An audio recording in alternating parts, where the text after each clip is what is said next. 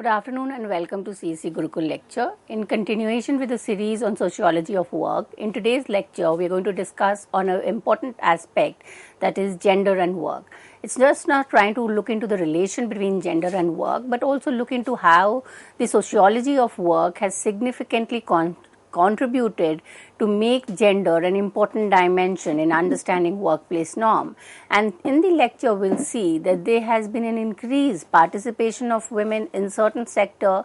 So does this increased participation imply that the status of women, especially in the workplace, has improved, or is it something which is kind of taking us back to the question of gender inequality? So when we look into gender and work, and we know that gender as such in terms of a social construction of the distinction between feminine and masculine is an aspect of all society. Wherever we go, we know there is a gender dimension, that is every relation is based on the relation between man and women, and therefore workplace becomes very significant.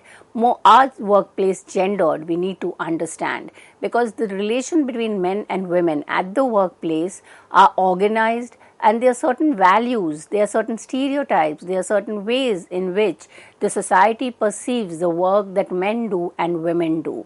So has this kind of changed over the industrialization and coming of the post-industrial society, or is it that the gender relation is same? So these are the questions that needs to be understood, and to do this we will go through the entire discourse on sociology of work and how feminist anthropologists have contributed to making us understand workplace from the gender lens.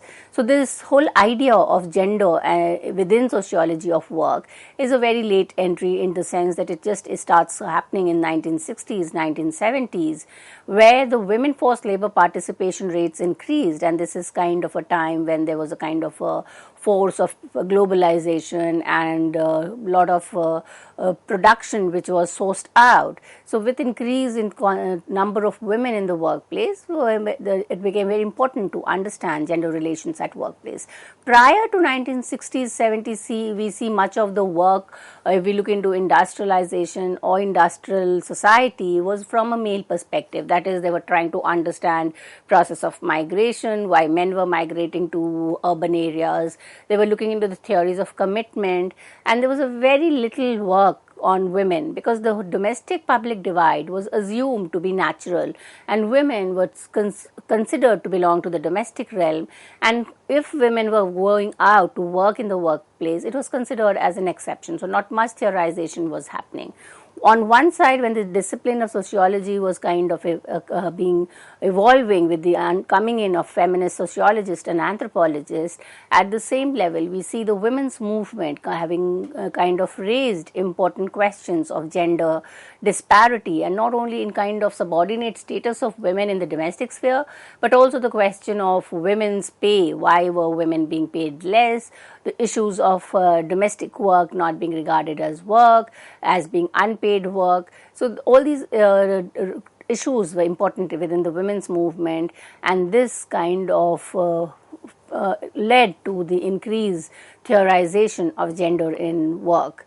So when we look into the dimension of gender in sociology of work, we see that we put it into the larger framework. The larger framework of economic and social development was taking place, and this, as we know as student of sociology, that this entire transformation that society was undergoing due to social economic changes was a subject of research for much of urban sociology, industrial sociology, and there were a lot of frameworks which were fitted into understanding transition from a rural to urban society, from a pre-modern to a modern society.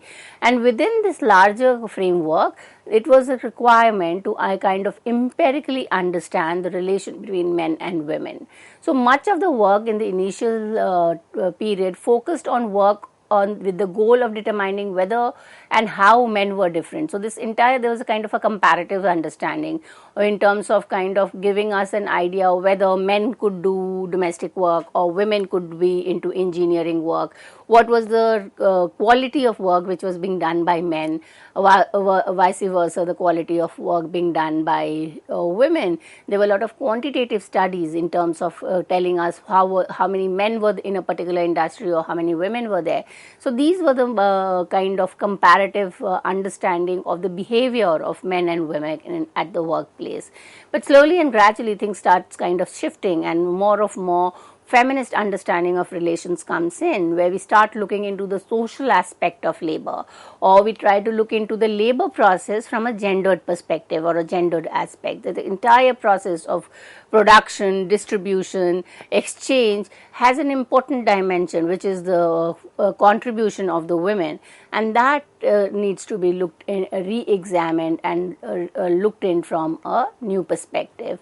So sociology of work and gender, we see that most of the time the understanding of gender is in terms of understanding social interaction between men and women, and the relationship are shaped according to the structures and the culture of the workplace. So the earlier traditional studies in sociology were focusing on the interactional behavior in terms of how would men respond in terms of more women coming into this, because much of the workplace were kind of had a higher percentage of men and a very limited number of women.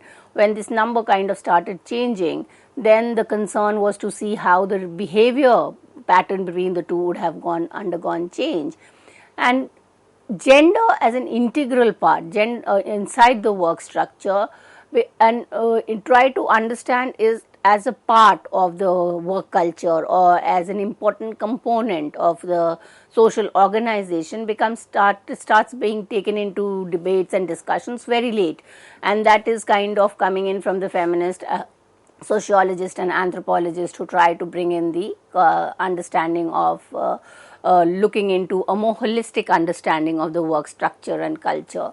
So it is not merely an attribute. Gender is not just kind of categorizing people into men and women or masculine and feminine. It is kind of also in terms of the entire work process or the work culture is dependent on the relations between men and women. So one needs to understand that if the same kind of work is being done by so-called men and women, then why would there be a wage gap?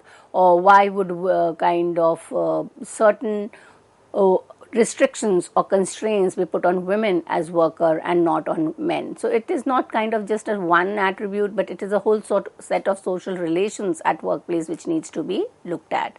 And therefore, when we look into this lecture today, we'll try to understand that our modern workplaces, and here the focus would be especially on the IT industry, informatic industry, which is an industry where the number of women's employment of the year has increased. So we will look into whether the workplace is gendered or it has kind of led to some amount of gender egalitarian relations. And when we look into this whole idea of the workplace structure and culture, we also come up with a number of new issues, new concepts, which would help us to understand the relations of men and women at the workplace. So we know there are certain service sector, or there are certain kind of work which is kind of considered as feminine, or there is a kind of a mindset which says that women are kind of more suitable for that job compared to the other. So there is a kind of a bifurcation between feminine work and masculine work. So many feel teaching, school teachers, or doing kind of care service in the health sector, kind of doing work within the comfort of the house, say on a computer, are more feminine. So when we look into this distinction or the mapping which has been done, obviously we know that the gender stereotypes have been kept in mind to do that, and therefore there's a restriction on women not being able to enter the engineering realm, or if they do, then there is a kind of a challenge that they have to face whether they would be able to do that work in the right manner.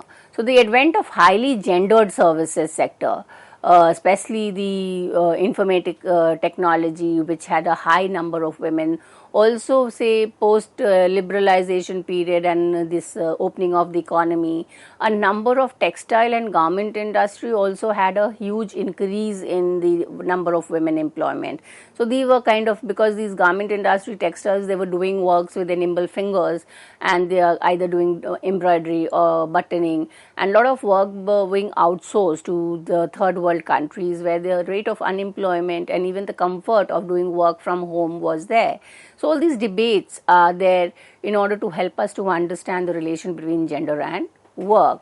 Again, when we look into the whole idea of the binary division between man and a woman within the family domestic sphere, we see that there is a kind of an understanding that men are the primary earner and the women are the secondary earner. So the household in which men and women are working, then it's a dual earner household, and dual earner household has become a subject of research among sociologists. Why? Because they try to understand the work home work relations, how the relation between men and women are being affected because they are going out, both are going out. The question of child care and socialization of children becomes very significant, and in that gender influences work, because if both of them are going out, then the domestic work kind of gets divided or shared between more. So the idea that women were supposed to do the domestic work is kind of negated or questioned. So is work gender neutral? That is, when we look into modern urban workplace, then do we kind of understand that workplace is gender neutral?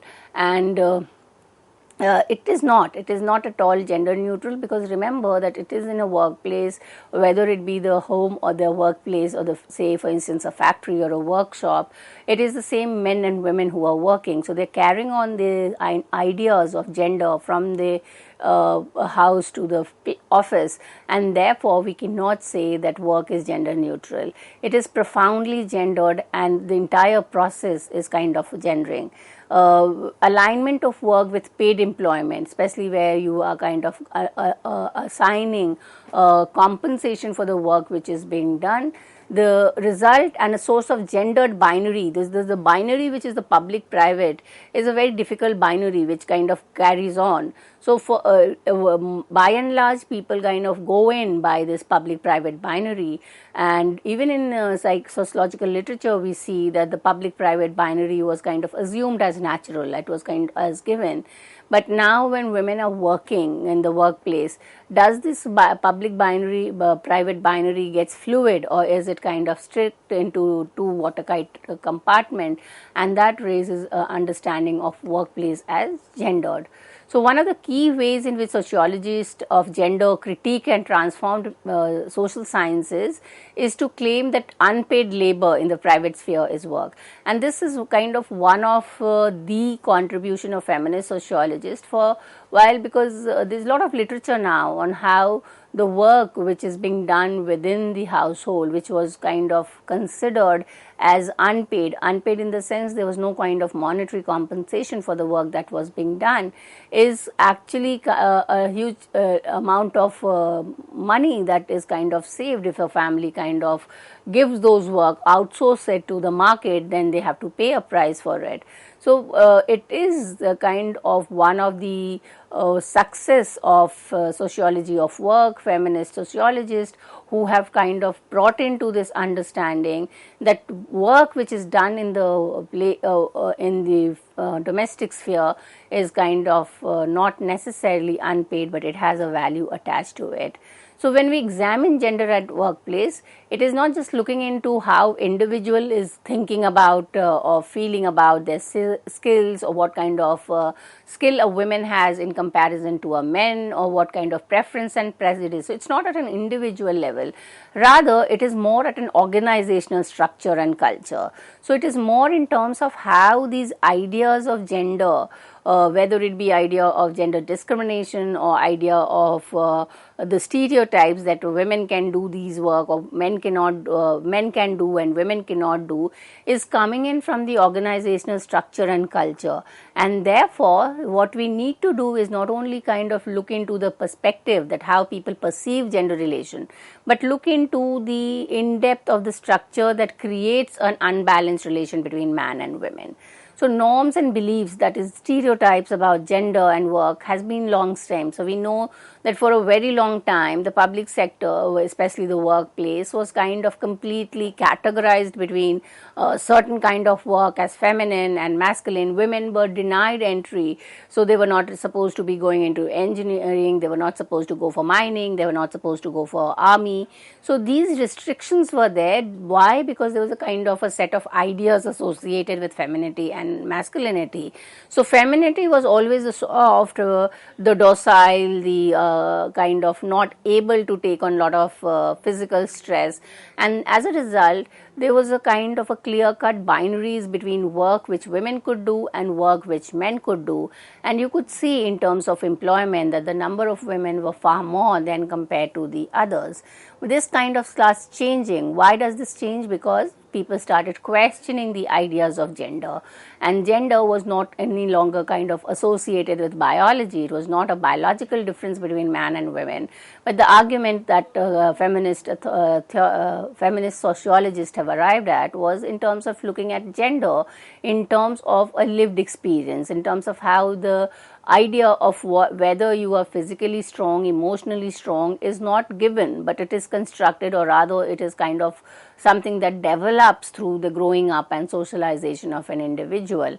And therefore we could see a large amount of shift from and negotiation in terms of women entering into areas which were kind of considered as male dominated. And then when these women kind of started entering, because the number was less, they still continued to kind of face this gender bias and gender discrimination because of the persistence of gender stereotype. So when we look into the gendered nature of work and workplace culture, we kind of look into the whole idea of doing gender, and this is kind of very significant when we try to understand the relation between gender and work. That gender is not something which is assigned at birth. It is not something which is given to an individual. It is rather a relation which is negotiated. It's a relation which, it is an identity which one kind of develops, kind of constructs, and therefore it implies doing it.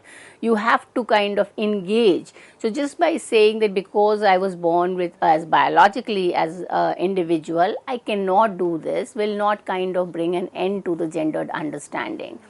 And for the, which we look into sociology of work as a discipline, we know that large scale theorization started happening mainly from the Western society, where the theorization was in terms of Fordist to a post-Fordist system. So the Fordist to assembly line production to more efficiency, more in terms of calculating every hour that you spend. And with this idea of the stress on efficiency, with the coming in of the capitalist mode of production, where efficiency and profit was more important, then there was a kind of an idea of bringing in a number of women, because for them, for the capitalists, it was the profit which was mattered. It did not matter to them who was doing it.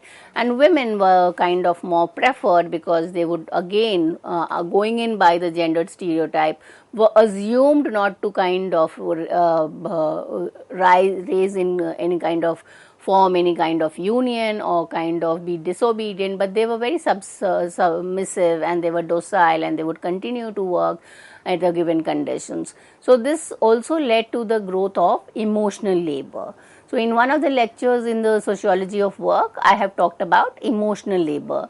This emotional labor is largely associated with women, where a number of, again, the physical attribute of women is taken into consideration, because women have certain kind of appearance of their smile or certain kind of physique, which is used in order to attract consumers and clients. So in the service sector, the women are kind of putting on a display of emotional labor. So all the time they are smiling, or they are kind of entertaining the customer, in not because they are kind of getting any kind of personal satisfaction or physical gain, but they're doing it because it is the task of their work assignment, because of which they will get their compensation.